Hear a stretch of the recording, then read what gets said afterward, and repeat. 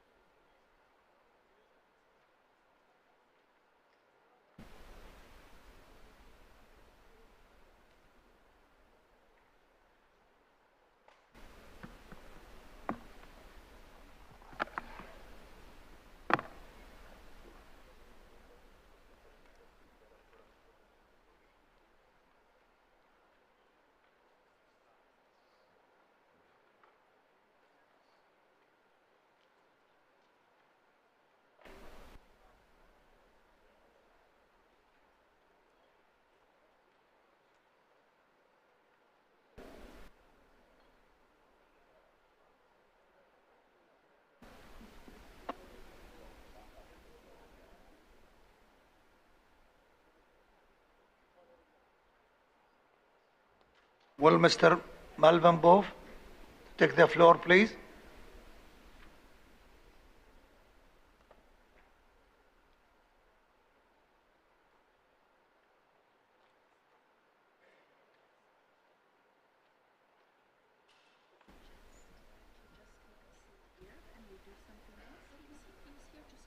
Yeah, I called him and I couldn't find him.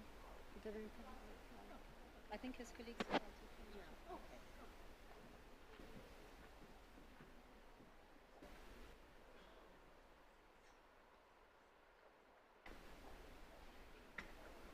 فلننتقل الآن إلى البند رقم 5 من جدول أعمالنا.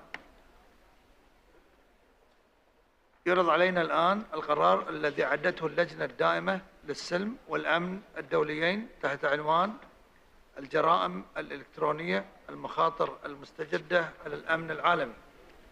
بالإضافة إلى عمل اللجنة الدائمة، تم تعميم مشروع القرار بعد التعديل باعتباره وثيقة الجمعية رقم 1/146/DR.CR. أدعو الآن رئيس اللجنة الدائمة سعادة السيد محمد مهدي الجان الأحبابي من قطر لعرض القرار. ليتفضل. الله يحييك.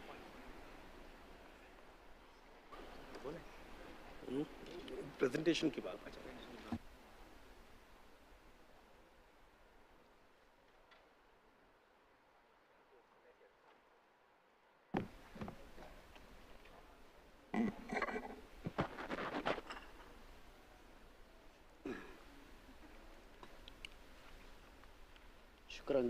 شكرا سعادة الرئيس. بسم الله الرحمن الرحيم. معالي الرئيس، أصحاب السعادة، السيدات والسادة، السلام عليكم ورحمة الله وبركاته. تتمثل مهمتي الأولية في إطلاعكم على نتائج مداولات اللجنة الدائمة للسلم والأمن الدولي، التي أوكلت إليها مهمة مناقشة البند الخامس من جدول أعمال الدورة السادسة.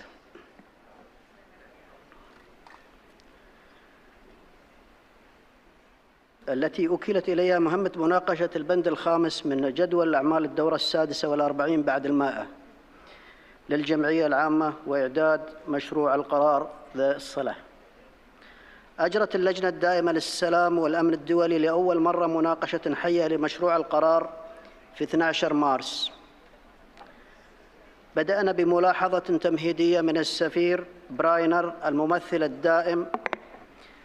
الممثل الدائم للاتحاد البرلماني الدولي لدى الأمم المتحدة في فيينا، الذي أشار إلى أنه في ضوء الاعتمادات المتزايدة على التقنيات الرقمية ينبغي ويجب منح الحماية للمواطنين عبر الإنترنت كما هو الحال في العالم الحقيقي.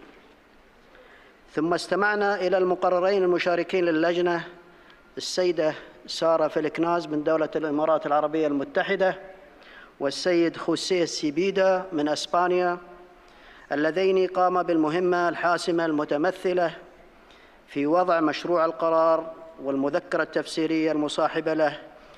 يجب أن أقول إنهما لم يأخذا هذه المهمة باستخفاف، فقد عمل لمدة عام في جمع المدخلات من زملائهم البرلمانيين المشاركين والمشاركة حيثما أمكن لتعزيز صوت البرلمانات، لا سيما في اجتماعات مفاوضات الأمم المتحدة بشأن اتفاقية الجرائم الإلكترونية، حيث ناقش مع أصحاب المصلحة الرئيسيين.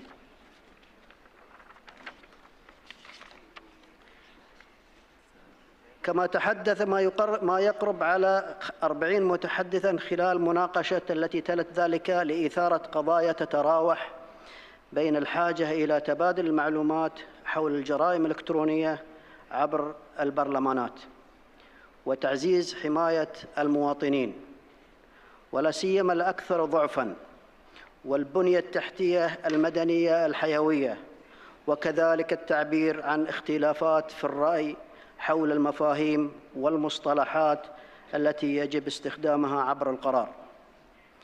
كان موضوع الجرائم الإلكترونية والهجمات الإلكترونية ذا أهمية بالغة للأعضاء، ولم يظهر ذلك في المناقشة فحسب، بل ظهر أيضاً في العدد التاريخي للتعديلات التي تلقتها الأمانة في غضون المهلة القانونية، والتي ارتفعت إلى 320 تعديلاً من قبل 27 برلماناً عضواً ومنتدى برلماني. ولا بد لي من التأكيد هنا أن المناقشات خلال المناقشة والمفاوضات ظلت متسقة ومحترمة وبناءة، والأهم من ذلك أنها سمحت بالتعبير عن العديد من وجهات النظر. نتائج هذه المفاوضات هي قرار متوازن ببساطة يسلط الضوء على دور البرلمانات في توسيع الحماية للمواطنين في الفضاء السيبراني بنفس الطريقة كما هو الحال على أرض الواقع، كما يشدد على أن الجرائم الإلكترونية قد تشكل تهديداً خطيراً للعمليات الديمقراطية، ويؤكد الحاجة إلى التعاون الدولي للتصدي للجرائم الإلكترونية، وكذلك لحماية السلام والأمن والاستقرار الاقتصادي العالمي، مع الحفاظ على المبادئ الأساسية لحقوق الإنسان بما في ذلك حرية التعبير. بالأمس اعتمدت اللجنة بكامل هيئتها القرار بتوافق الآراء. أعرب وفدان عن التحفظ هما الهند بشأن الفقرة 25 من المنطوق، والاتحاد الروسي أيضاً بشأن الفقرة 11 من الديباجة، والفقرة 1 من المنطوق. ونص القرار معروضاً عليكم الآن لاعتماده من قبل جمعية الاتحاد البرلماني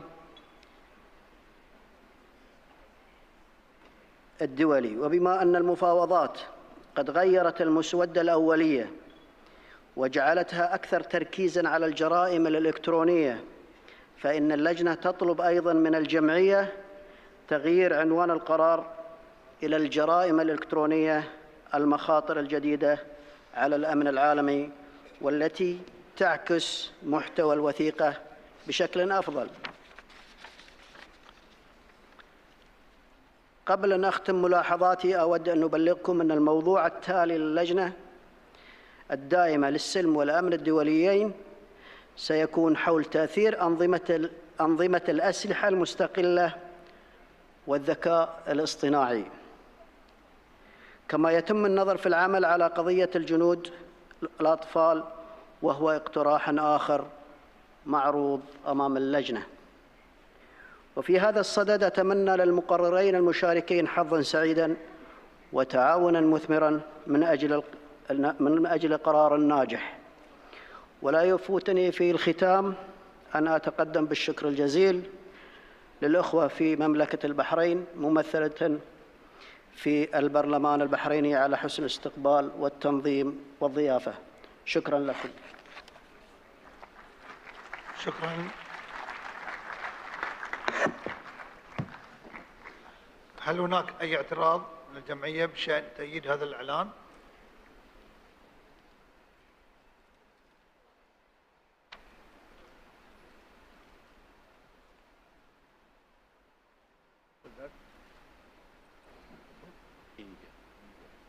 India.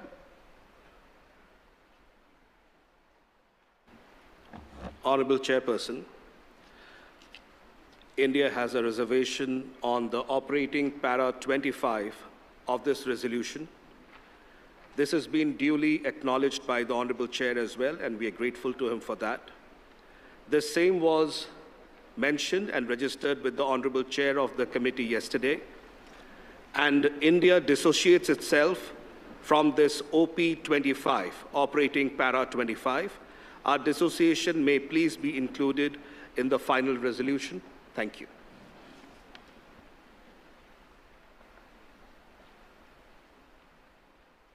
Thank you, Mr. President. Just to clarify that the question that was put to the Assembly was whether they were in a position now to adopt that resolution. And the rules say that the resolution can be adopted, and any Parliament or delegation that wishes to enter a reservation will then have the opportunity to do so. We have a reservation from India that has been duly noted. And Mr. President, according to the rules, if there are no other reservations, you may now ask the Assembly to adopt this resolution by consensus. Thank you very much. So this resolution is adopted.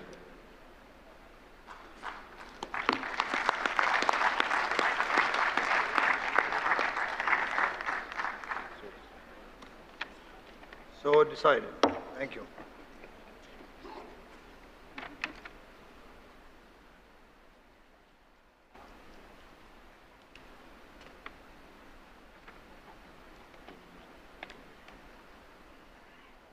نرجع للبند رقم 3 من جدول أعمالنا، وهي المناقشة العامة بتعزيز التعايش السلمي والمجتمعات الشاملة للجميع، مكافحة التعصب.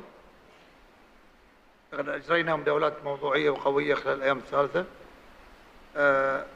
اسمحوا لي الآن أن أدعو سعادة السيدة هالة رمزي من البحرين وسعادة السيد ملفن بوف من سورينام لعرض مشروع الإعلان. ليتفضل.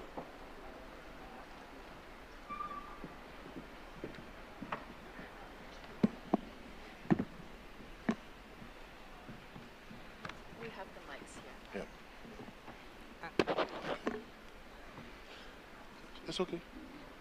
This boat is okay. Yeah? So, thank you. Sounds Mr. President of the 146th IPU Assembly, Mr. President of the IPU, Mr. Secretary General, distinguished colleagues, ladies and gentlemen, good afternoon. It's our pleasure to present to you Manama Declaration. Myself and my colleague, Mr. Belova. promoting peaceful coexistence and inclusive societies, fighting intolerance. We, members of Parliament from around the world, gathered at the 146th IPU Assembly in my beloved country, Bahrain, are deeply aware of the dangers that hate, intolerance, exclusion, and violence in all their forms pose to the very foundations of democracy and the social contract that holds our societies together. Consumed by greed and competition, our world is facing social and economic inequalities, and on an unprecedented scale. Heightened economic insecurity is breaking communities apart and leaving growing numbers of people socially isolated, fending for themselves, and often with inadequate access to public services, delivery, and social safety nets. Inequality and economic insecurity can give rise to anger and frustration in communities everywhere. The dignity intrinsic to human being can be undermined by factors such as poverty, denial of inalienable economic, social, cultural, civil, and political rights, violation of the rule of law, discrimination against women, lack of inclusion of youth, and the de facto exclusion from politics of the most vulnerable and marginalized. Xenophobia, racism, intolerance, negative stereotyping, stigmatization, discrimination, and extremist narratives are all expressions of this deep malaise in our societies. They manifest themselves in hate, speech, and outright violence in various forms against migrants, people with disabilities, and national, ethnic, religious, linguistic, or other marginalized groups perceived as a threat to the established order.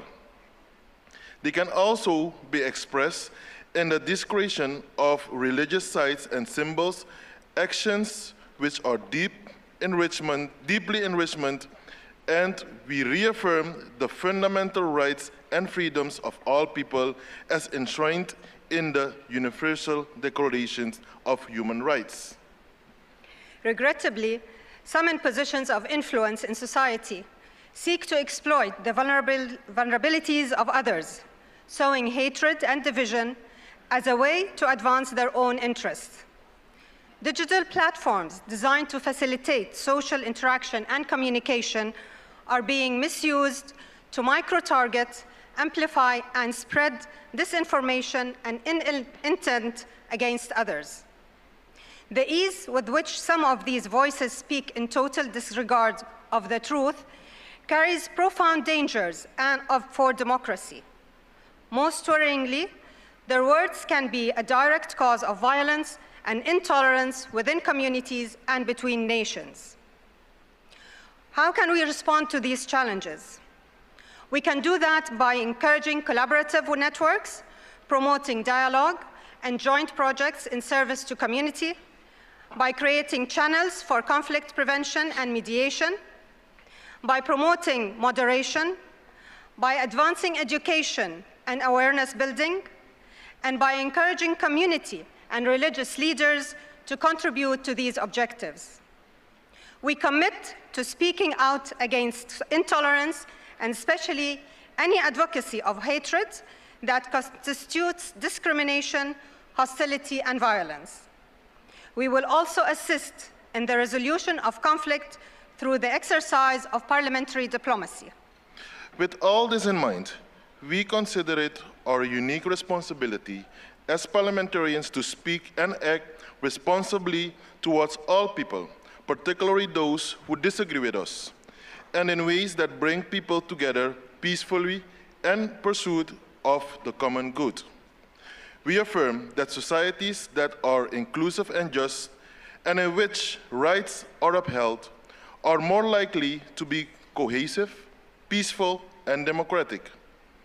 We pledge to fight inequality through right-based economic and social policies that put people before profit and the weak before the strong, and that uphold the equality and dignity of every person. We reaffirm the urgent need to implement the Sustainable Development Goals by 2030, leaving no one behind, as our best hope for peace, democracy, and sustainable development for all. More concretely, we are committed to utilizing our lawmaking, representative, and oversight functions toward the following objectives. Make hate-motivated acts and all forms of violence linked to religion, belief, xenophobia, racism, or intolerance of marginalized groups an offense under the law. Invest in education for all at all levels, including peace education and education for democracy, pursuant to the United Nations General Assembly resolutions by this name. Make parliamentary proceedings consistently open to the input of relevant civil society organizations and community groups representative of the diversity of the society. Engage in constructive, respectful dialogue with parliamentarians of all political persuasions, both nationally and internationally. Ensure that national statistic institutions and research bodies produce up-to-date disaggregated data to assist with the formulation of inclusive economic and social policies. Perform self-assessments of inclusivity or parliaments and take active measures to increase the representation in our parliaments of women and youth, as well as of underrepresented national, ethnic, religious, linguistic, and other marginalized and vulnerable communities. Uphold the rights of migrants, refugees, and stateless people as particularly vulnerable groups consistent with international conventions. Regulate digital platforms and other media to diminish the risk of hate speech and various forms of disinformation while protecting the fundamental right of speech as a bulwark of democracy. Protect cultural sites as expressions of our common heritage, as well as holy sites, places of worship, and religious symbols as expressions of different religions and beliefs.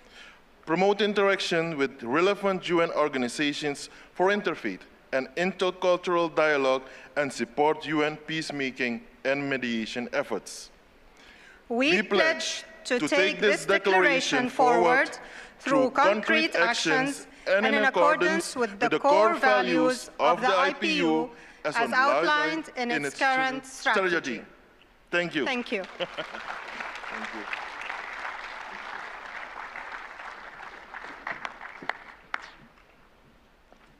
هل هناك أي اعتراض من الجمعية بتأييد هذا الإعلان؟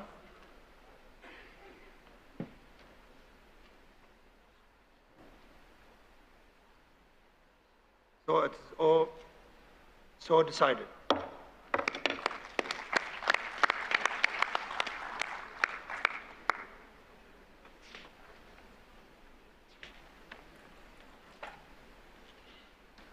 ننتقل الآن إلى البند 6 والأعمالنا اعتماد القرار الذي أعدته اللجنة الدائمة للتنمية المستدامة تحت عنوان الجهود البرلمانية لتحقيق التوازن الكربوني السلبي للغابات. أمامكم مشروع القرار بعد التعديل كما أعدته اللجنة الدائمة وتم تعميمه باعتباره الوثيقة رقم C-2/146/DR-CR. هل لي أن أدعو رئيس اللجنة الدائمة سعادة السيدة أغنس مولدر from هولندا لعرض مشروع القرار. You may take the floor, please. She is already there. Thank you very much, dear Mr. President of the IPU, President of the Assembly, dear colleagues and dear staff, and of course the Secretary General. My task today is to inform you about the outcome of our deliberations of the Standing Committee on Sustainable Development. The committee was entrusted with the task of debating and preparing a draft resolution on parliamentary efforts in achieving negative carbon balances of forests. The co-rapporteurs were Mr. Christoph Hoffmann, he's from Germany, and Ms. Hina Gavitt, she's from India. And they prepared a draft resolution and an accompanying explanatory note. And I take this opportunity to reiterate my thanks to the rapporteurs for their great work. The committee first heard a presentation of the draft resolution, and then we had a debate. Drafting of the resolution was conducted in the plenary. The committee considered 150 amendments, and they were submitted by 23 member parliaments. And I hereby thank all of the committee members for their dedication and their engagement, and in such a fruitful way. Yesterday afternoon, the committee examined the consolidated draft resolution and adopted the text by acclamation.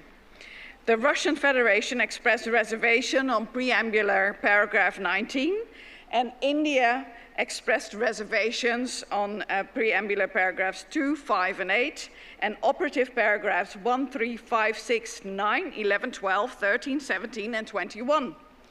The resolution states that deforestation and its impact on humanity is a common struggle to be tackled by the international community as a whole. Parliamentarians need to stand together to update the natural foundations of life and to ensure that we can all live well on our planet. This is essential, not only from a climate perspective, but also as part of peace, stability, and the Sustainable Development Agenda. There can be no healthy economy on an unhealthy planet. And the committee also approved a work plan for the next assembly in Angola, and which includes a debate on the theme of the next resolution, Partnership for Climate Action, promoting access to affordable green energy, and ensuring innovation, responsibility, and equity. And we'll also have a hearing on food security, as well as a segment to prepare the parliamentary meeting at the United Nations Climate Change Conference in the United Arab Emirates, the COP28. So there's a lot of work to be done, and especially to do it right now as Parliament, because the planet can't wait. Thank you very much. I wish you a blessed afternoon.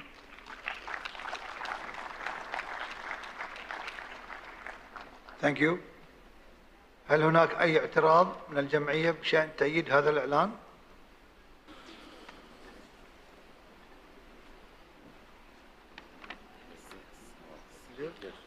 Honourable Chairperson. It is so decided. Honourable Chairperson, we have Honourable Chairperson.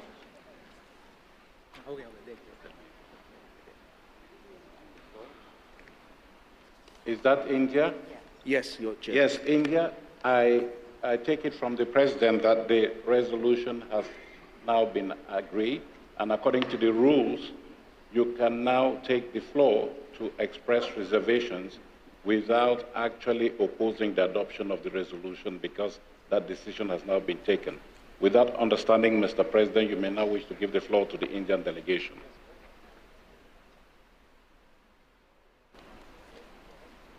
Can we proceed? You can take the floor. Thank you, Honourable Chairperson. India has reservations on many paragraphs which have been duly noted by Honourable Chair of the Committee on the resolution, which was adopted yesterday during the meeting of the committee. India dissociates itself from these paragraphs, which have already been communicated to the IPU Secretariat. Our dissociation may please be included in the final resolution. Thank you. Thank you. اقترح الآن أن ننتقل إلى البند 7 من جدول أعمالنا، تقارير اللجان الدائمة للديمقراطية وحقوق الإنسان وشؤون الأمم المتحدة.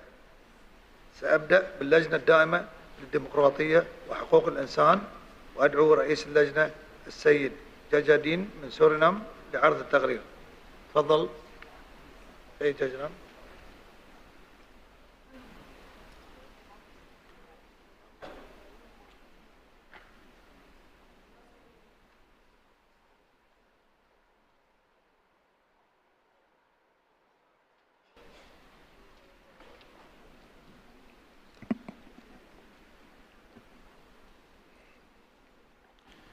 Mr.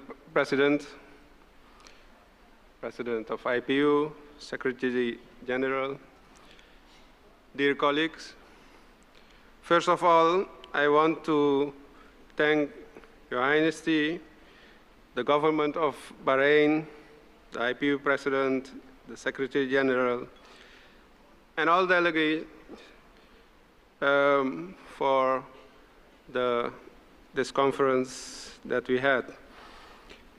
We traveled from different parts of the world to Bahrain. I traveled from South America through Europe to Bahrain, and while I arrived, I got ill, but the facilities of Bahrain were there, and I could work again within some days. Once again, thank you. It's my honor to report on the 2 debates organized by our Standing Committee on Democracy and Human Rights during this Assembly. On 13th of March, the committee took up the theme of its next resolution, orphanage trafficking, with Bureau member Jihan Mohammed of the Maldives in the chair. The committee approved the nomination of Mr. Bustamante of Peru to work with Senator Linda Reynolds of Australia to draft the resolution. More than 30 delegates provided input. They describe how this new kind of child trafficking has developed. It is an issue of supply and demand whereby well-intentioned countries, tourists, and volunteers donate money to orphanages in the false belief that they are supporting children in need. Meanwhile, skilled criminals and traffickers supply the tailor-made orphanage experience of donors. But in this illicit scheme, the children in the orphanage are most often not orphan, and in fact, they have at least one living parent.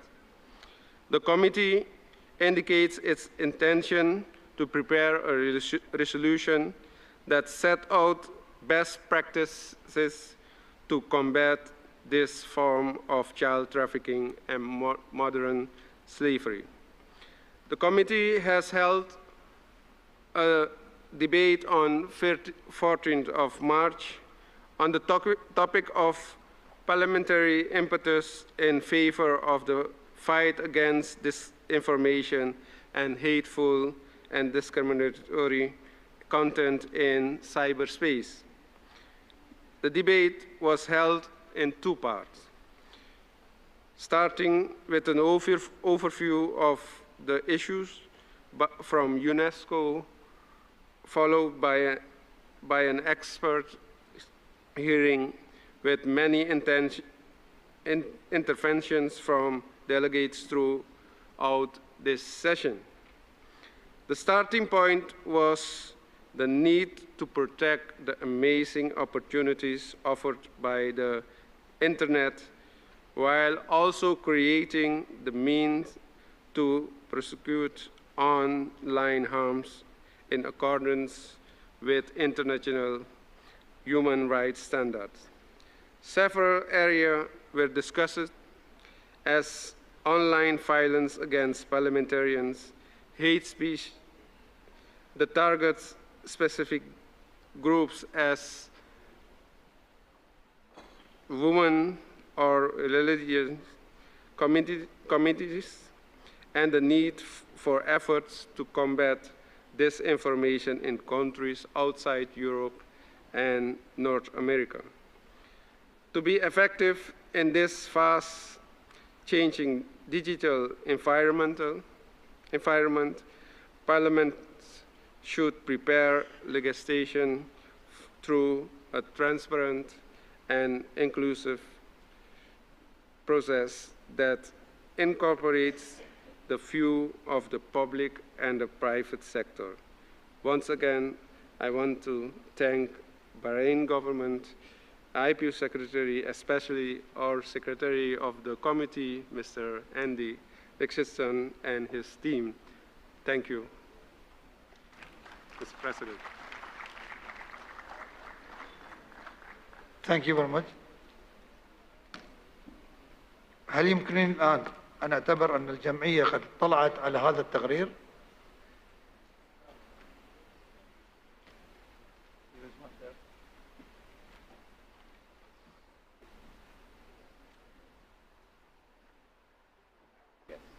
عراق؟ تفضل. شكرا سيد الرئيس لإتاحة الفرصة لنا بالتحدث. لقد كان لنا موقفا يوم أمس في اجتماع لجنة الديمقراطية وحقوق الإنسان حول محتوى الكراهية والمحتوى التمييزي عبر الفضاء الإلكتروني، وتكلمنا عن الإسلاموفوبيا والكراهية ضد الإسلام والتمييز والتمايز الحاصل ضد المسلمين، وطالبنا من الحكومات كافة بأن تراعي مصالح المسلمين في بلادهم، وطالبنا كمجموعة عربية ومجموعة إسلامية بأن يكون من مقررات لجنة الديمقراطية وحقوق الإنسان تذكير وإحاطة لنبذ محتوى خطاب الكراهية ضد المسلمين ومعاقبة من يرتكب المحتوى التمييزي عبر شبكات الإنترنت ضد المسلمين. شكرا سيد الرئيس. شكرا.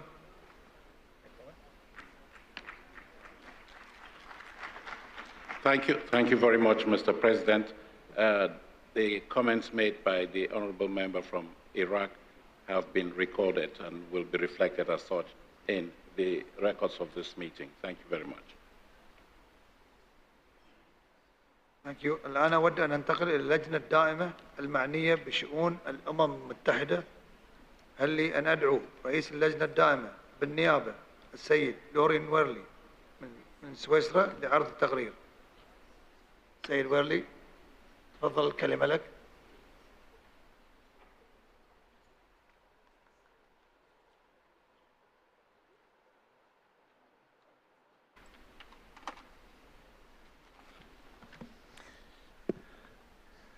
Merci, Monsieur le Président. Je vais parler en français pour permettre à cette langue officielle de notre Assemblée de pouvoir également être présente au pupitre.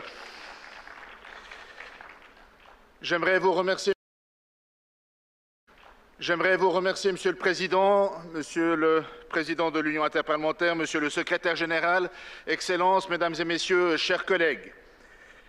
Tout d'abord, permettez-moi de m'associer aux différents remerciements qui ont été faits aux autorités et collègues du Bahreïn pour leur excellent accueil, qui nous ont permis de conduire de manière tout à fait pertinente nos différents travaux.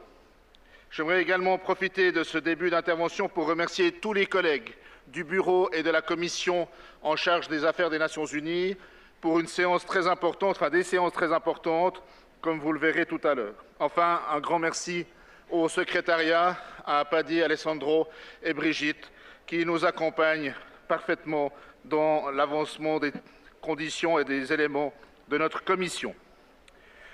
La Commission permanente des affaires des Nations Unies s'est donc réunie le 14 mars et a adopté un nouveau mandat et des nouvelles modalités de travailler. Comme vous le savez, ces modalités avaient fait l'objet d'un audit lancé par le secrétariat général de notre organisation, qui avait ensuite été discuté au mois de juin dans la séance du comité exécutif, puis avait fait l'objet d'un certain nombre de débats dans le cadre de nos rencontres de Kigali. Il avait alors été décidé par notre Assemblée et dans la bonne collaboration que le Bureau et la Commission en charge des affaires des Nations Unies reprendraient l'audit, reprendrait les éléments et avait pour mission à cette Assemblée ici à Manama de présenter des propositions concrètes validées par la Commission pour retravailler, revoir les modalités de travail de la Commission. Ceci, Mesdames et Messieurs, chers collègues, a été fait. La mission a été remplie. en pleine bonne collaboration avec le secrétariat général, le secrétariat de la Commission, les différents membres, qui nous ont permis ainsi de venir avec une proposition tout à fait concrète qui a été adoptée à l'unanimité par le Bureau, puis à l'unanimité par la Commission et qui permettent maintenant d'envisager la suite du travail de cette Commission de manière tout à fait pertinente, adéquate et actualisée. Ces éléments ont pu également être préparés, évidemment, dans la suite de Kigali par différentes séances de travail et en particulier une séance virtuelle du Bureau au mois de janvier. Encore une fois, un grand merci au secrétariat et aux collègues qui se sont investis dans cette démarche. Au-delà des modalités de travail propres à notre commission, nous avons abordé deux thèmes particuliers dans notre séance. Tout d'abord, la question de la représentation entre hommes et femmes au sein de l'Assemblée générale de l'ONU et de la représentation des pays.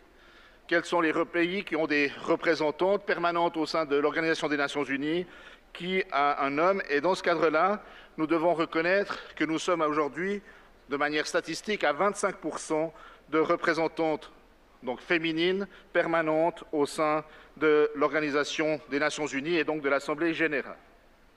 Ces éléments nous incitent et nous ont amenés à faire un certain nombre de propositions, y compris évidemment de travail dans nos propres parlements, auprès de nos gouvernements, afin que cette proportion puisse être renforcée dans le droit fil des modalités et priorités fixées par notre organisation. Nous poursuivrons ce travail dans le cadre de notre prochaine séance de commission à Luanda cet automne. Deuxième thème abordé, c'est la question dans le cadre des objectifs 2030, donc objectifs de développement durable 2030.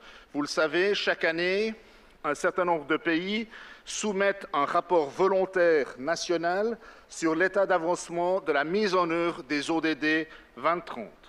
Ces rapports sont fondamentaux, chers collègues. Ils sont importants.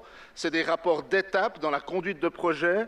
Nous avons déjà eu l'occasion ici, à plus d'une fois durant cette semaine, de réaliser combien l'objectif d'atteindre les objectifs 2030 en 2030 devient délicate, voire difficile. Nous devons donc agir, chers collègues. Et pour agir, c'est évidemment au sein de notre organisation que nous pouvons nous coordonner, mais ensuite c'est au sein de chaque pays, de chaque parlement, que cette préoccupation doit être relayée. Et c'est ce que la Commission a présenté et pris comme position générale afin de renforcer le rôle de chaque parlement dans sa mission de suivi et d'accompagnement de son gouvernement et de son administration dans la mise en œuvre des objectifs de développement durable 2030. Dans ce cadre-là, il y a une volonté de renforcer le suivi, ne fût-ce que de quel pays a rempli ses devoirs au travers des rapports volontaires annuels. Quels sont les pays où il faut poursuivre les démarches, insister plus peut-être, et c'est dans ce cadre-là, et en vue aussi du sommet de l'ONU du mois de juillet prochain à ce sujet-là, que nous allons poursuivre le travail grâce au secrétariat.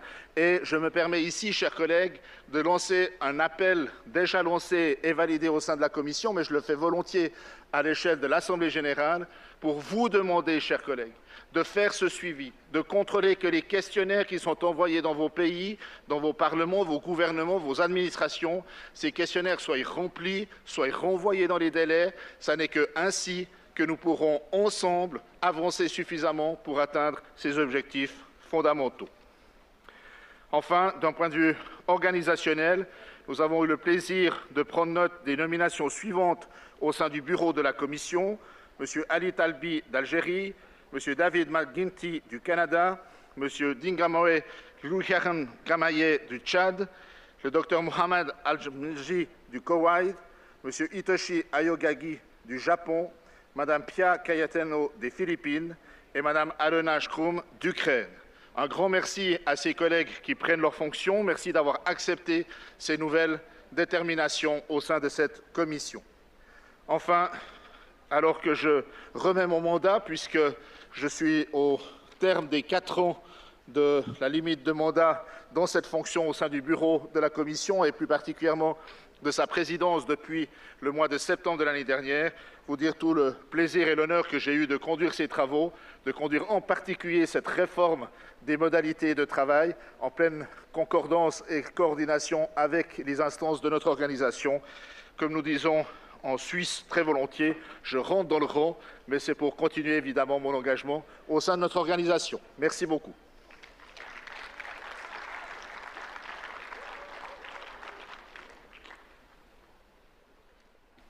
شكرا جزيلا. هل يمكنني أن نعتبر أن الجمعية قد اطلعت على هذا التقرير؟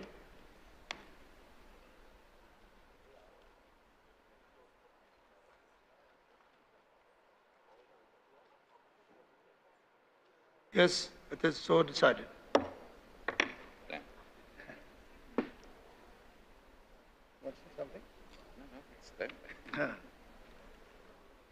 يمكننا الآن الانتقال إلى البند رقم 7 من جدول أعمالنا، الموافقة على بنود الموضوعات للقرارات التي ستعتمدها اللجان الدائمة للسلم والأمن الدوليين، ومن ثم بشأن التنمية المستدامة في الجمعية 148 للاتحاد البرلماني الدولي وتعيين المقررين. أود أن ألفت انتباهكم إلى الوثيقة رقم A/146/7-P.1-REV. كما سترون فإن اللجنة الدائمة للسلم والأمن الدوليين تقترح بأن يكون هذا الموضوع ضمن البنود المدرجة ضمن قائمة الدورة القادمة، والموضوع هو معالجة التأثير الاجتماعي والإنساني لمنظمات الأسلحة ذاتية التشغيل والذكاء الصناعي. السيدة أم ستولبايزر من الأرجنتين والسيد سيل أخوة من بلجيكا تم تعيينهم مقررين لهذا الموضوع في هذا البند. هل هناك أي اعتراض من الجمعية في اعتماد هذا القرار؟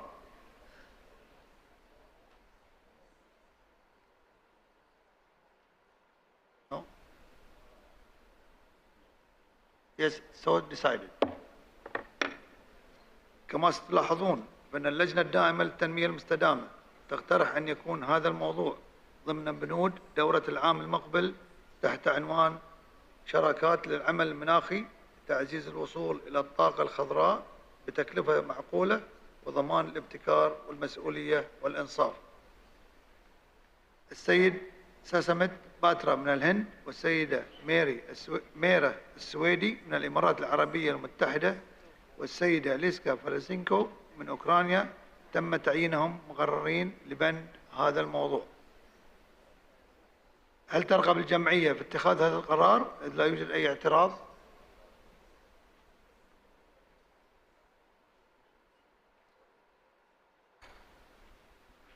It's so decided. قبل أن ننتقل إلى الكلمات الختامية، أود أن أدعوكم جميعا لمشاهدة هذا العرض المصور لفيديو قدمه لنا رئيس الجمعية الوطنية الأنغولية الموقر بصفته البلد المضيف للجمعية 147 للاتحاد البرلماني الدولي في لواندا في العام المقبل.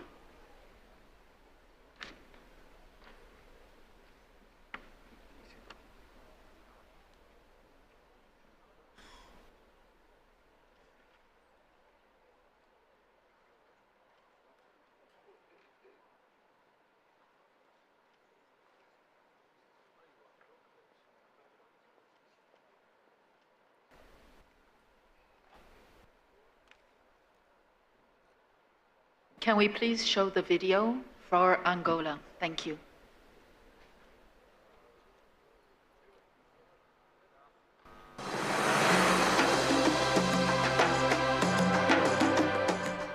Geographically speaking, Angola is located on the southern cone of the African continent, more specifically on the western coast of southern Africa, just south of the equator. To the north, it borders with the Republic of Congo, the northeast with the Democratic Republic of Congo, DRC, the east with Zambia, the south with Namibia, and to the west it borders with the Atlantic Ocean.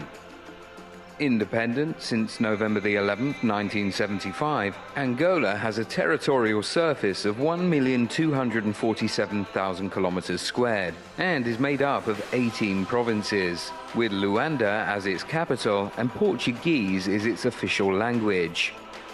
The Angolan climate is tropical wet, characterized by 2 seasons, the rainy season from October to April and a dry season, also known as Cacimbo, from May to August. João Manuel Gonçalves Lourenço is the president of Angola, elected in general elections of August 2022. Esperança da Costa is the vice president of the republic. Angola is a democratic state under the rule of law, in which the president of the republic is also the Angolan chief executive. The National Assembly is the Parliament of the Republic of Angola, a representative body for all Angolans, which expresses the sovereign will of the people and exercises legislative power. The National Assembly is composed of 220 representatives elected by universal, free, equal, direct, secret and periodic suffrage under the terms of the Constitution and the law for a term of 5 years. The parliamentarians are 38.18% women and 34.9% young people. Carolina Cerqueira is the president of the National Assembly. In 2014, Angola carried out its first post-independence population census, which revealed that the country had a population of 25,789,024. 52% of them were female. Today, it's estimated that the Angolan population is just over 30 million. Agriculture is the economic engine of the country, with 60 to 75% of the Angolan population depending on agriculture for their survival, with emphasis on the production of small cereals, masangano and masambala, together with corn, beans, cassava, peanuts, potatoes, fruits and livestock, with goats and cattle. Agriculture has taken significant steps towards the diversification of the economy, a goal set by the Angolan administration. Among the main provinces with the greatest agricultural potential are Huambo, Bié, Benguela, Huila, Malange, Kwanza North and Kwanza Sul. On the other hand, oil is the biggest export product in Angola, with a strong contribution to the gross domestic product and the general state budget. Investments in the domestic industry are based on the sectors of extraction, processing and construction materials. Angola is also rich in minerals, especially diamonds and iron. It also has deposits of copper, manganese, phosphate, salt, mica, lead, tin, gold, silver and platinum. This diversity of natural resources opens a window of hope and opportunities for the development of the country. Among the productive sectors considered a priority by the government are the sectors of food and agribusiness, fisheries and textile sector. Tourism is another priority sector that makes Angola not just a place of tourist attractions, but a possible source of revenue collection. It is this Angola that opens up to the world, not only as an investment scenario, but also as a good place to live. Será uma grande honra para a República de Angola e para a Assembleia Nacional em especial acolher a 147ª Assembleia da União Interparlamentar na nossa capital, Luanda, na última semana de outubro de 2023, para um debate sobre os desafios dos nossos Estados e para encontrar soluções conjuntas que respondam de forma holística às inúmeras prioridades das nossas instituições na resposta aos problemas que afetam a prosperidade e bem-estar das pessoas num ambiente de paz efetiva, estabilidade, promoção dos direitos humanos, de justiça social e de igualdade.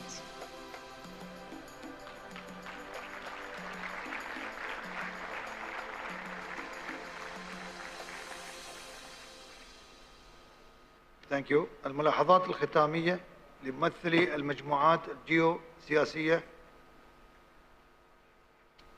We'll start with Africa Group, Speaker of Tanzania.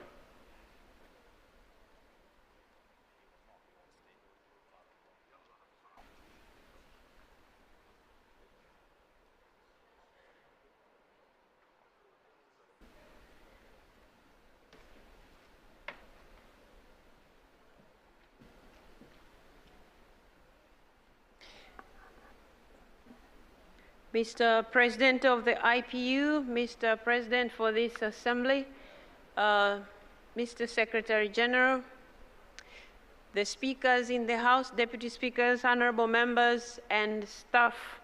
I would like to take this opportunity on behalf of the Africa Group to reiterate on two issues.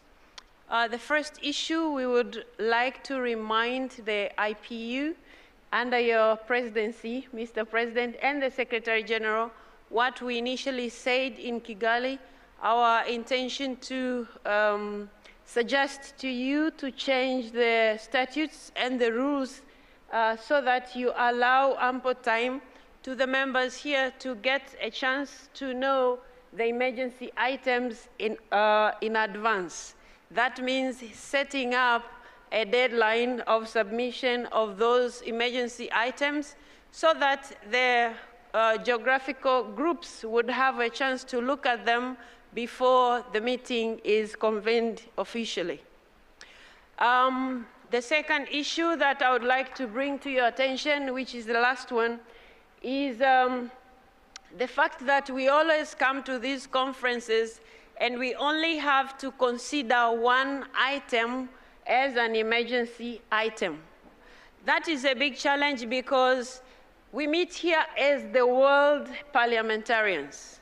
And it's very unlikely that in the whole world we will have only one issue that is agreeable to everybody as an emergency item. And so the members of parliament from all over the world are forced to choose between a hard rock and a stone. And sometimes you have competing issues which are equally important.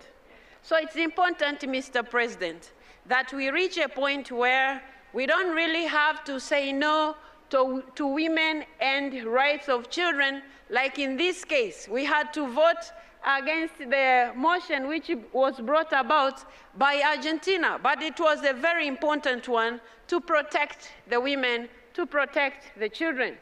And now we were all, we had to go against it. But I mean, who doesn't want the women and children to be protected in all situations? But because we are forced to choose only one, then we had to vote against the rest and then go with one. But if our rules and our statutes are changed to allow to have more than one item, it will give a chance to these members of parliament from all over the world to canvass on different issues than just one as we do right now. In conclusion, because our geographical regions are just too many, we have to take into account that one issue as an emergency item is insufficient because the world is diverse and we are likely to always have competing issues that we have to vote against and for just because we need one and both of them, maybe they should be considered together. Thank you very much, Mr. Chair. That's the statement on behalf of the African Geopolitical Group.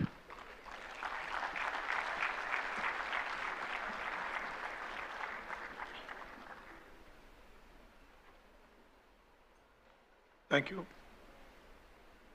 Arab Group, المجموعة العربية, Speaker of Iraq, متحدث من العراق, تفضل.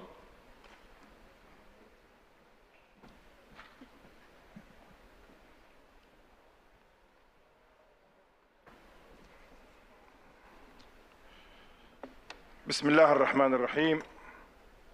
السيد الرئيس، الحضور الأفاضل، يسرني أن أنقل إليكم تحيات الأستاذ محمد الحلبوسي رئيس الاتحاد البرلماني العربي رئيس مجلس النواب العراقي، ولا يسعني بهذه المناسبة الهامة إلا أن أتقدم باسم المجموعة البرلمانية العربية بخالص الشكر والتقدير من مملكة البحرين ملكاً وحكومة وبرلماناً على حفاوة التكريم وحسن التنظيم والإعداد لهذا المؤتمر الهام. كما أتقدم بخالص الشكر للاتحاد البرلماني الدولي رئيساً وأميناً عاماً وجهاز الأمانة العامة على التنظيم الجيد والتعاون المميز. نتمنى لكم عودة سالمة حيث ناقشنا في هذا المؤتمر العالمي مجموعة من الأزمات الدولية والآليات المرتبطة بمكافحة الإرهاب ودعم المتضررين والشعوب المستضعفة والاستعداد للتغير المناخي ومساعدة الشعوب جميعاً دون تمييز في حياة حرة كريمة بعيداً عن القسوة والإرهاب والكراهية والتمييز العنصري، وإشاعة روح المحبة والتسامح بين شعوب العالم المختلفة، بما فيه شعارنا الذي جمعنا فيه تعزيز التعايش السلمي والمجتمعات السالمة ومحاربة التعصب. والسلام عليكم ورحمة الله وبركاته.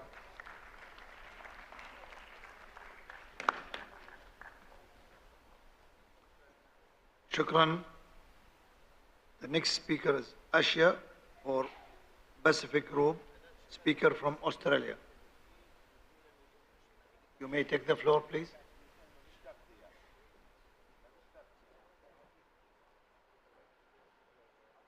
Thank you, Mr. President, for chairing the IPU session, and what a brilliant job you have done making us all feel so included and welcome in the beautiful country of Bahrain. And thank you to the President and the Secretary General for hosting one of the most successful IPU conferences, the 146th Assembly.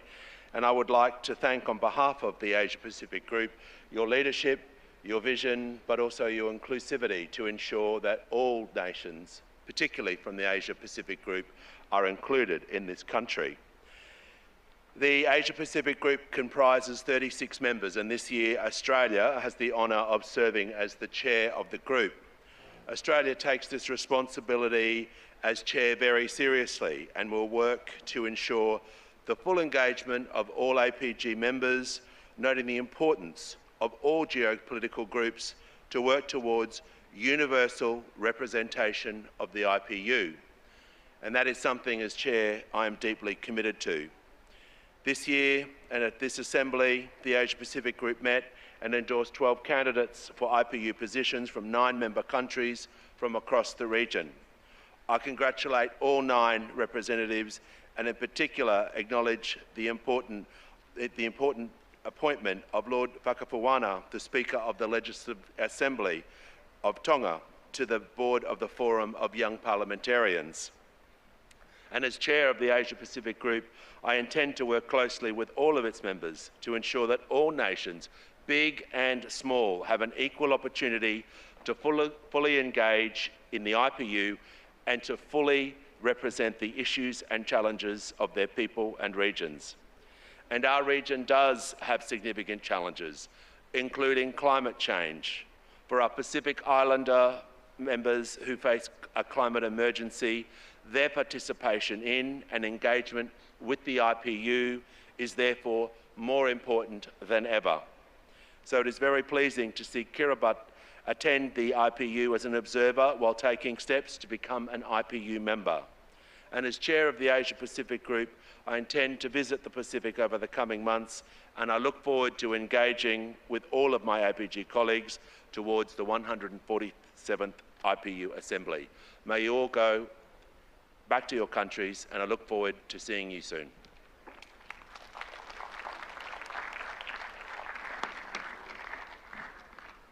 Thank you. Next speaker from Eurasia Group, delegation of Kazakhstan. You may take the floor, please. Thank you. Your Excellency, Mr. Speaker, Mr. President of ITU, Secretary General, esteemed colleagues, representing the Eurasia Geopolitical Group, I would like to congratulate the IPU and Parliament of Bahrain for the successful organization of this assembly.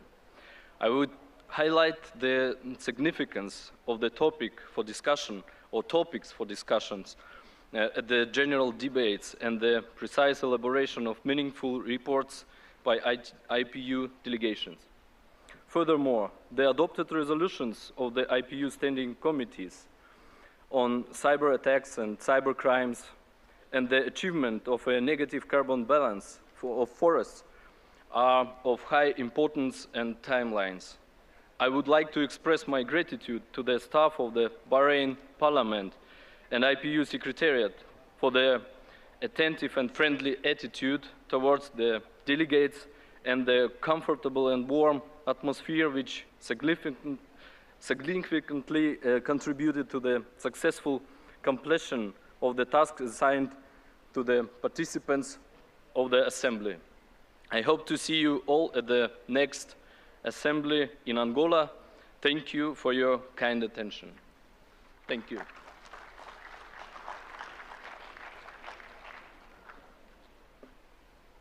Thank you. Thank you. Next speaker from Krolak, delegation of Uruguay. You may take the floor, please.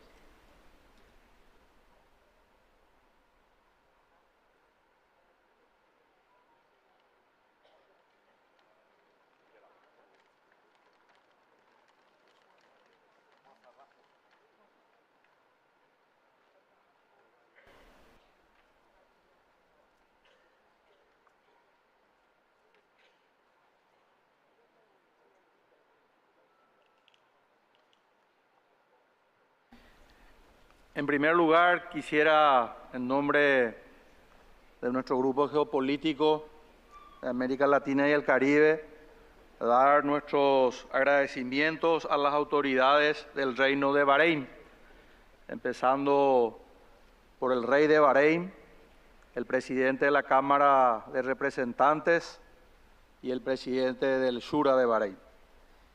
Y de manera muy particular al presidente de la organización de esta 146 asamblea, Mr. Jamal Fakhro, que realmente sabemos ha hecho un gran esfuerzo y un gran trabajo para que esto sea todo un éxito. Cuando llegué acá a Manama, Bahrein, le envié un mensaje diciéndole de que ya estaba bien, que había llegado bien, que ya estaba en el hotel, y me contestó: Mr. Fakhro, bienvenido a nuestro pequeño país. Me dio la bienvenida a su pequeño país. Y muchas veces lo grande o lo chico de un país no se determina por la densidad territorial o la densidad poblacional, sino que se determina por su gente, por sus personas, por su pueblo, por sus autoridades. Y creo realmente que Bahrein es un gran país por su gente, por sus autoridades. Y quisiera que todos podamos agradecerle a los colegas que han hecho posible esta hermosa asamblea con un fuerte aplauso.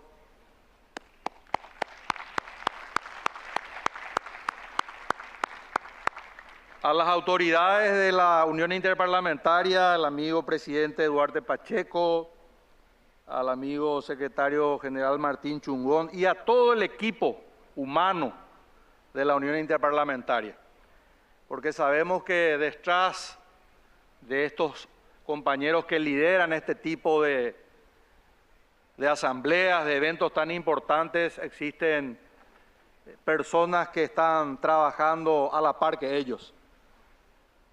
Tenemos traductores, secretarios, asesores, están los choferes de los buses, están los mozos, están las personas que atienden en los stands, en fin, una serie de personas anónimas, pero que hacen posible el éxito de este tipo de eventos tan importantes. A ellos también quiero expresar mi mi agradecimiento. Tengo, y reconozco, y este es un tema muy personal, sentimientos un poco encontrados en esta 146 asamblea, porque en lo personal es mi última asamblea. Voy a dejar de ser parlamentario el 30 de junio de este año y ya no voy a poder acompañar las próximas asambleas de la Unión Interparlamentaria. Sin embargo, esa situación se ve superada ampliamente porque aprendí mucho desde aquella primera asamblea 137 en San Petersburgo. Aprendí mucho de lo que es la Unión Interparlamentaria. Y me di cuenta, sobre todo en la pandemia, que muchos creemos que los problemas que tenemos en nuestros países son solamente nuestros. Y nos damos cuenta que en realidad muchos de esos problemas son absolutamente transversales y nos afectan a todos los países y a todos los habitantes de los países del mundo. Porque la pandemia no eligió religión, no eligió grupo político ni ideología, afectó absolutamente a todos. Los temas que se tratan acá, que se trataron, se tratan y se van a seguir tratando, nos afectan a todos. El cambio climático no va a preguntar usted a qué grupo geopolítico pertenece o qué religión profesa. Nos va a afectar a todos. Por eso creo que dejo en este caso una unión interparlamentaria más fuerte que nunca, más firme en sus convicciones y en el convencimiento de que el Parlamento y el Congreso, Asamblea o como quiera llamársele, fue, es y será una caja de resonancia de los ciudadanos de nuestros respectivos países, donde tenemos que llevar adelante siempre los principios de la libertad, la justicia social y la igualdad. Y estoy absolutamente seguro que con la enorme labor que cumplió nuestro presidente Duarte Pacheco y con los que van a venir, porque yo creo que esta línea que hemos trazado, este rumbo que hemos trazado desde la Unión Parlamentaria va a continuar, podemos estar todos muy tranquilos y contentos de que en un momento de la historia hemos aportado un granito de arena para el engrandecimiento de esta institución. Así que muchísimas gracias a todos los colegas de todos los países del mundo y decirles sencillamente que vuelvan bien, en paz, a sus respectivos hogares y que Dios les bendiga. Muchas gracias.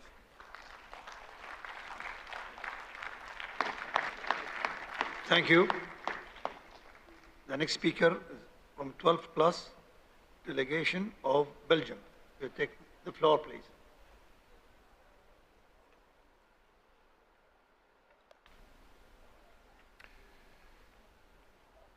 Dear Mr. President of the Assembly, dear Mr. President of the IPU, dear Mr. Secretary General of the IPU, and dear colleagues, here stands a man who is proud to be the chair of the 12 Plus Group. You have to act as a team, and I'd like to thank all the countries who are members of the 12 Plus Group.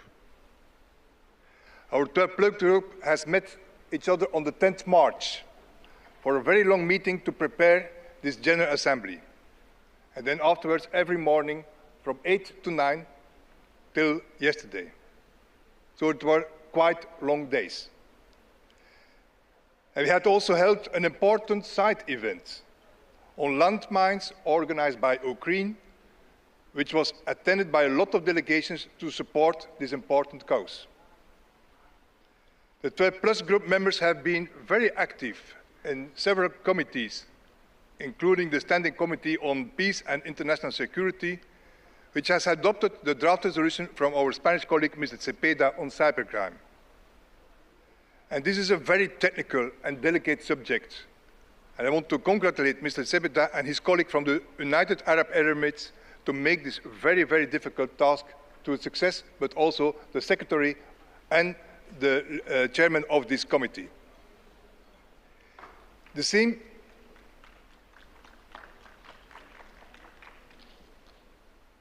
goes for the draft resolution on achieving negative carbon balances of forests submitted by Mr. Hoffman from Germany and Ms. Gavit from India. It was a great pleasure to see the constructive atmosphere in both standing committees, and also I'd like to thank the chair of the second committee and the secretary for the outstanding working. The 12+ group is also happy that the Standing Committee on Peace and International Security has approved the proposal from Argentina and Belgium on lethal autonomous weapons as a topic of its next resolution. This is a matter of grave concern and danger that already exists. It's not science fiction. However, we have also to draw a few remarks. The first one being that the resolutions on the inhuman war of aggression in Ukraine have had very little effect on the ground. And here, there's only one country to blame, and this is not Ukraine. Moreover, several 12+ delegations have met with the delegation of the Afghan parliamentarians in exile, led by Mr. Rahmani, Speaker of the House of the Parliament of Afghanistan. And we all know the current situation in Afghanistan. We all know the humanitarian crisis, the dire situation of the human rights, etc. 125 of the 250 MPs are still in Afghanistan. And among these 125 MPs, there are 10 women parliamentarians. And they are in a greater danger than their male colleagues, and they constantly have to hide. The Taliban are specifically targeting MPs on their death list. We request the Western countries to help to evacuate them, and we and the IPU are more than ready to provide you with some more information. There is an imminent danger of further crimes against the women MPs. And as you know, Ms. Mursul Nabizada has already been killed in January 2023. So please, dear friends, may we ask you to take your responsibility if you are not already doing so. And then there is a regrettable incident with a participant from the Human Rights Watch, whose visa have been withdrawn by the Bahraini authorities. And we know that our hosts from the Bahraini parliament weren't able to make them revoke their decision. But, Mr. President, dear Duarte, and dear friends from Bahrain, as a 12+ group, we cannot simply take note of the situation. Human Rights Watch defends core IPU values on which we cannot compromise in any way. So I have to mention it. And we count on you, Mr. President, dear Duarte, to not take this lightly. As 12+, we don't budge on the core values of this organization. Which brings me to the last matter that I want to touch upon here. During the next assembly in Angola, we will elect the new president of the IPU. And please allow me to refer to the note on the submission of candidacies for the IPU presidency that has been issued during the 206th session of the Governing Council back in 2020. And the note mentions that there are no formal requirements, but that historically, IPU presidents have been outstanding political leaders, well respected nationally and historically, and firmly committed to the core IPU values and principles, in particular, the promotion of democracy, human rights, and the rule of law. So we as a 12+ group are very curious to see what candidates will come for the next General Assembly in Angola. Dear colleagues, I would like to conclude by thanking all of you for the inspiring exchanges. I'd like to thank our Bahraini hosts for the perfect organization, and I have to say for the wonderful hospitality, not only here on site, but also in the main city and all over the country. And I would say to all of you, see you all next time in Angola. Have a very safe flight or trip back to home, and see you next time. Thank you.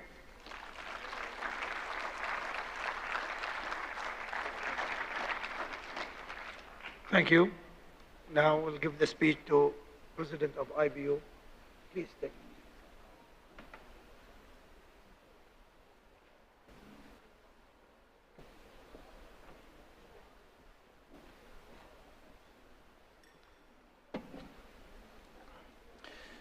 Thank you all. Mr. President of the Assembly and our host, dear speakers of Parliament, Mr. Secretary General, fellow parliamentarians, dear colleagues. We are coming to the end of our work after one intensive week. Allow me to say that our first word should be addressed to our hosts. Mr.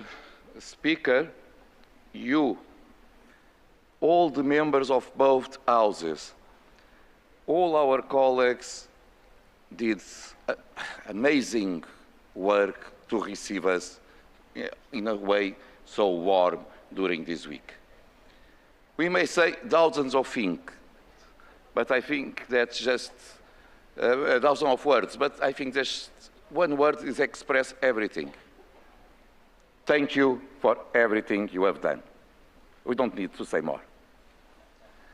And this work, Excellency, is extensive to Your Majesty, the King, but allow me to say to all the people of Bahrain, because during these days we also went to different places in this wonderful city of Manama, and it was possible to talk with the people, and we felt how warm they are, and how happy they are to receiving us here.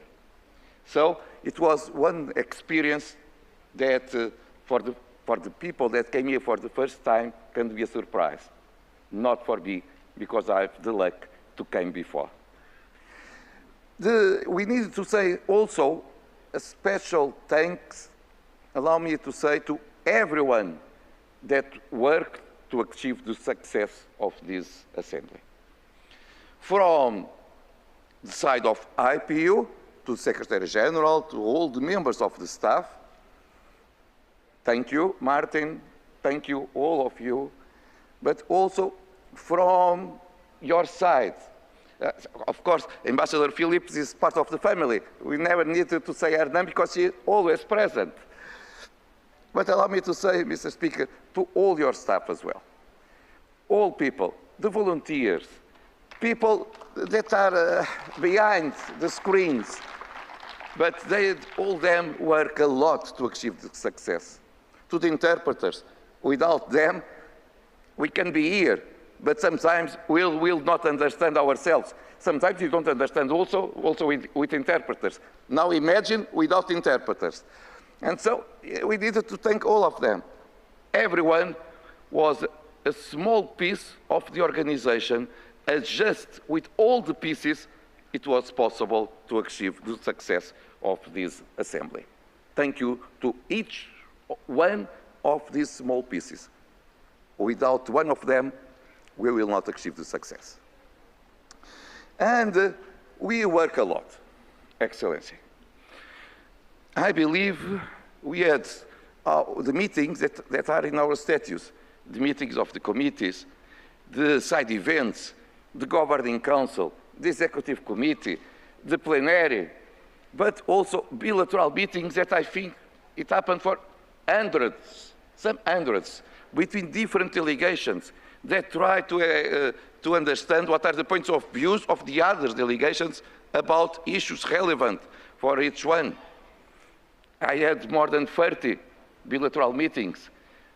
So I believe that we have hundreds of them, because a lot of speakers, deputy speakers, and more than 140 delegations came to Manama. We approved different resolutions. One amazing declaration that will call for the future declaration of Manama. We decide to go ahead and try to put some pressure to IPU and to the Uruguay authorities and to Egyptian authorities to put some pressure to achieve the office as soon as possible. We decide to update the rules of the Grammy Passy Award. We approved what will be for the future our ATAN.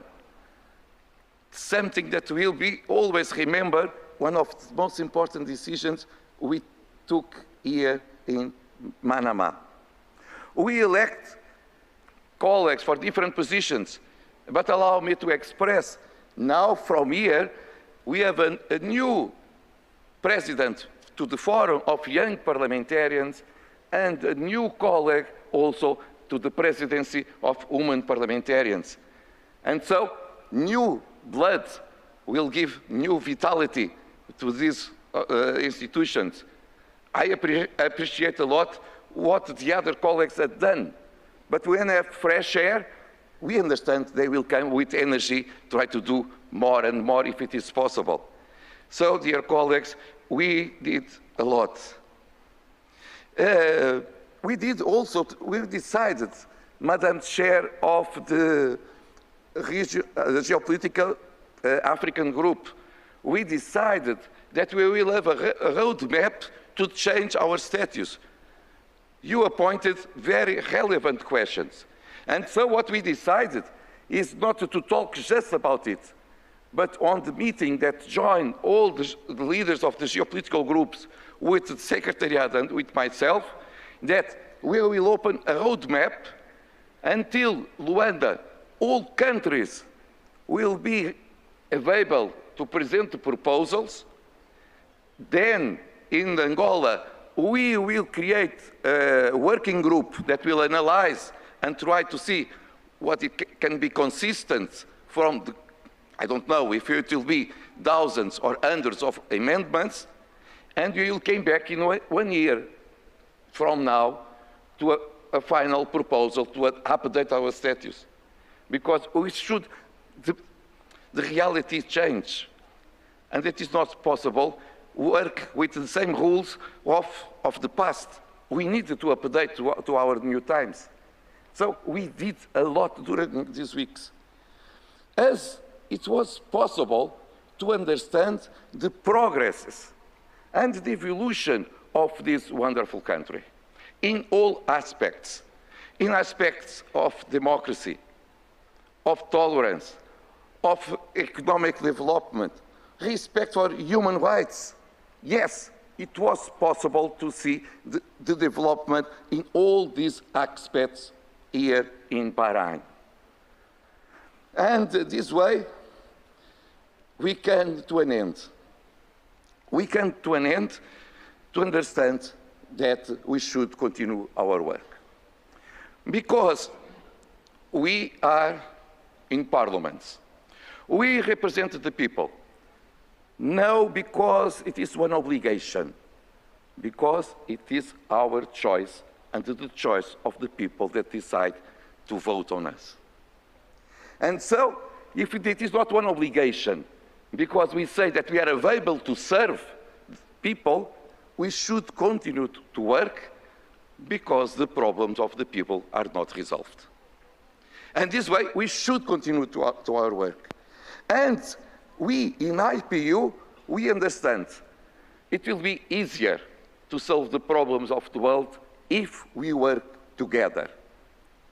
It will be easier because many of these problems are problems that a country alone, a parliament alone, will not be available to solve. Just if we work together, it will be possible. And so we address many issues. We address the situation in Myanmar, the atrocities that happening there. We criticize the use of force against civilians. We criticize the killing of members of parliament without any reason. Summarize crime that needs to be condemned without in other words. As we address the situation in Afghanistan, where we defend all citizens, especially women, that are treated without justice, without respecting of the basic human rights. We criticize the assassinated of Marshal Nabizada, a former MP that was assassinated in her home in Kabul. We look to the Sahel region in Africa that is severely affected by many crises.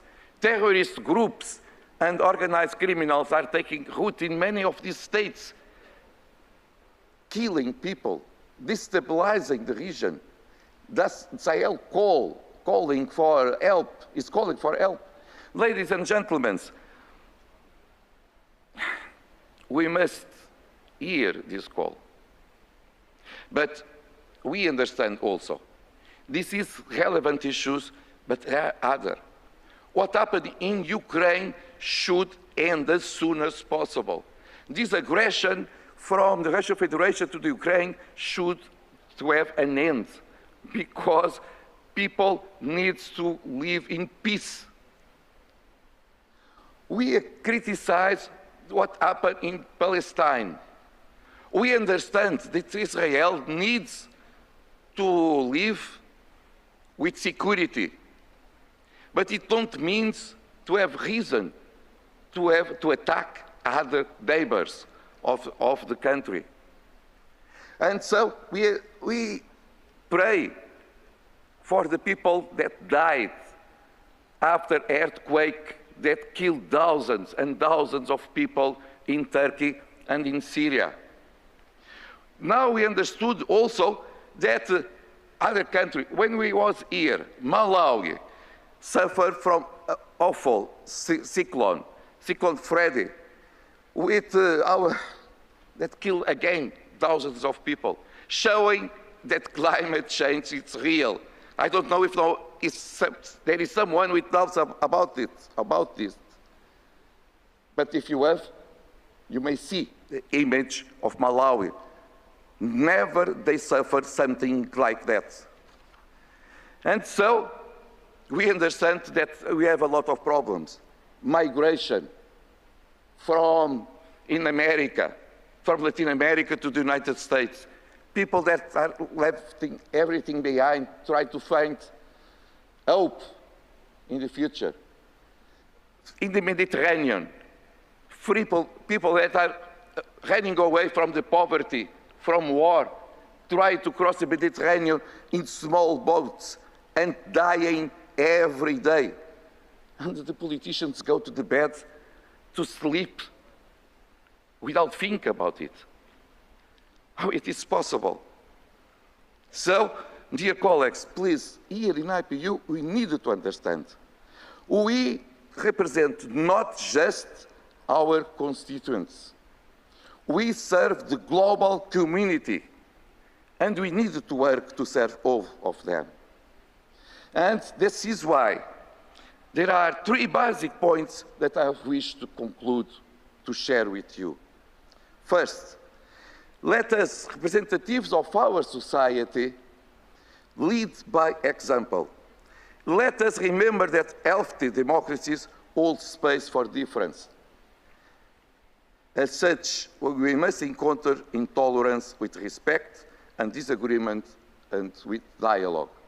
This is the main theme of our meeting and assembly, promoting peaceful, coexistent, and inclusive societies. But we need to do it day by day, also inside our parliaments. Secondly, let us ensure that our parliaments need to be inclusive places, representative of our society, and in dialogue with our constituencies and with all diversity, with more women and more young people represented. And thirdly, let us, through our parliament's work, to create laws which uphold the rights and dignity of all people looking forward. We needed to say, we needed to be happy, tired. I believe you are so tired as I am now in the end of this week. But we need to look forward because we have 1 year in front of us to work and to change something in our world. I believe that the spirit of Manama will remain in our minds in our work, and this way we will continue to work, and in Angola we will say, we did it. Thank you so much.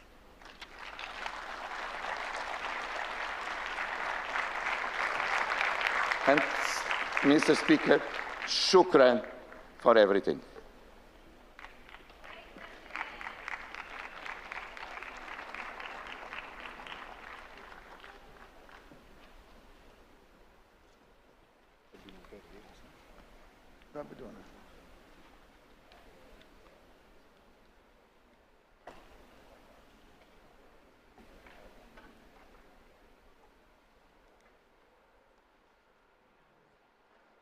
بسم الله الرحمن الرحيم.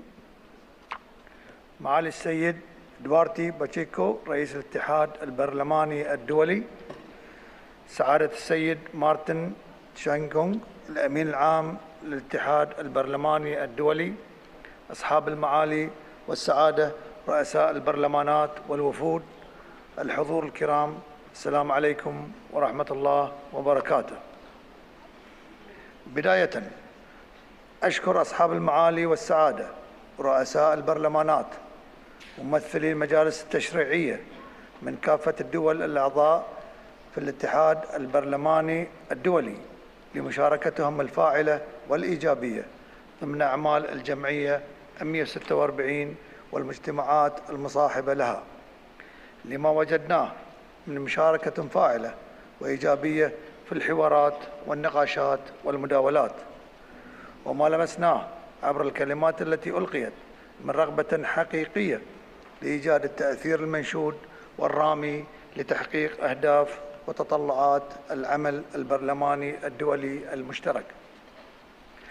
السيدات والسادة، إذا رجعنا للذاكرة الأولى للاتحاد البرلماني الدولي ومنطلقات إنشائه من قبل فريدريك باسي وويليام راندل، سنجد أن أول لبنة إنما قامت بدافع قوي نحو الالتزام تجاه إفشاء السلام والحوار السلمي، وذلك يجعلنا نؤكد على أهمية الدعوة التي تفضل بها حضرة صاحب الجلالة الملك حمد بن عيسى آل خليفة ملك البلاد المعظم حفظه الله ورعاه عبر كلمته السامية التي ألقيت في حفل افتتاح جمعيتنا هذه ببناء نظام سياسي وأمني واقتصادي وعالمي أكثر عدالة وإنصافاً، وتعزيز التعاون التشريعي والتقني في إقرار اتفاقية دولية لتجريم خطابات الكراهية الدينية والطائفية والعنصرية بجميع صورها، ومنع إساءة استغلال الحريات والمنصات الإعلامية والرقمية في ازدراء الأديان. ولا شك أن الدعوة الملكية السامية تمثل غاية إنسانية فطرية ومطلباً دولياً ملحاً في ظل ما يواجهه العالم من تداعيات الكراهية والعداوة والحروب والصراعات، وما يقابله من تحديات تستهدف أمنه واستقراره، كما أنها تمثل ركيزة عنوان جمعيتنا الرامية إلى تعزيز التعايش السلمي والمجتمعات الشاملة للجميع ومكافحة التعصب، الأمر الذي نتطلع معه أن يسهم التعاون متعدد الأطراف تحت مظلة الاتحاد البرلماني الدولي لتبني هذه الأطروحات الهامة ووضعها على طاولة الحوار والتداول والوصول إلى رؤية استرشادية موحدة تظهر انعكاساتها على التشريعات والمواقف الوطنية للبرلمانات الأعضاء. أصحاب المعالي والسعادة، عندما نتحدث عن الشراكة الدولية فإننا نتحدث عن إنفاذ لغة الحوار والنقاش الحضاري الذي يستند على الحقائق ويبتعد عن المعلومات المضللة، وتمكين سيادة القانون والاحترام المتبادل، وتأمين المواقف الثابتة من رفض كافة التدخلات الخارجية في الشؤون الداخلية للدول واحترام سيادتها، وهي أسس قام عليها الاتحاد البرلماني الدولي وبديهيات أجمع عليها المجتمع الدولي واعتبرها من مسلمات المبادئ التي تحكم العلاقات بين دول العالم، وأن الاجتماعات والحوارات المستمرة بين البرلمانات تعكس دورا بالغ الأهمية للمجالس التشريعية في سبيل تنفيذ أهداف التنمية المستدامة والتصدي للتحديات المتشابكة التي ربطت مصالح جميع الدول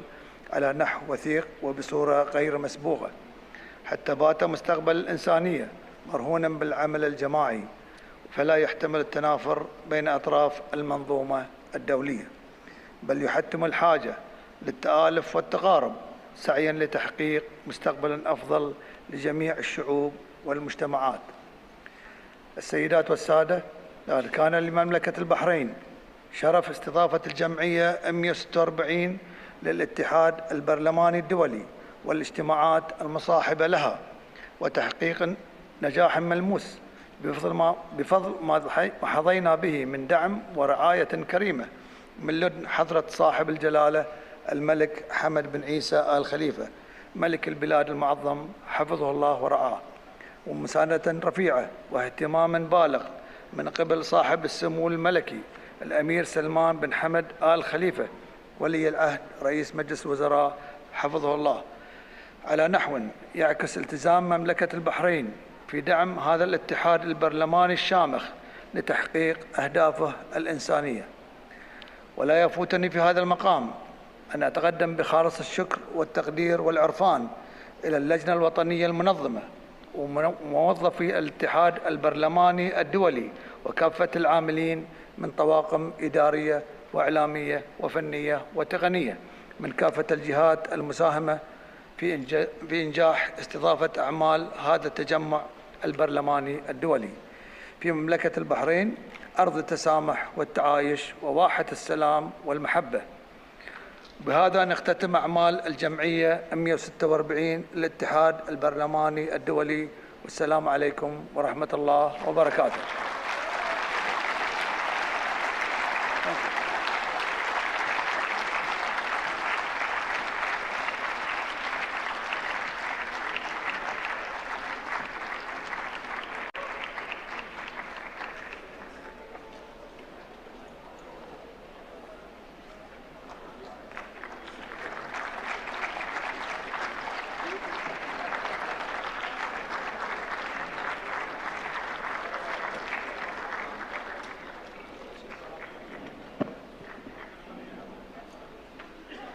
Thank you, and the assembly is closed.